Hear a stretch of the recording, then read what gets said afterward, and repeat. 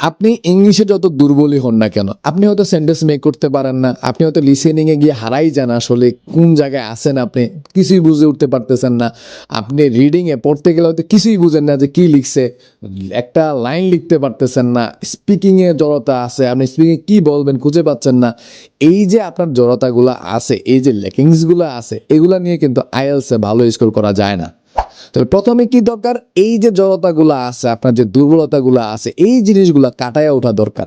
IELTS এর জন্য একটা ফাউন্ডেশন দরকার। আর আপনার যখন এই ফাউন্ডেশনটা থাকবে, তাহলে কিন্তু আপনি অনায়াসে একটা ভালো স্কোর করতে পারবেন।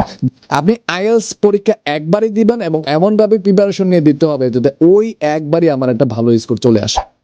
এজন্য প্রথমে কি করতে হবে, আইএলস এর ফাউন্ডেশন নিতে হবে এবং তার পরবর্তীতে আপনার আইএলস এক্সাম দিতে হবে। এই আইএলস ফাউন্ডেশন নিয়ে আমরা কাজ করব এখন, ফাউন্ডেশন অফ আইএলটিএস।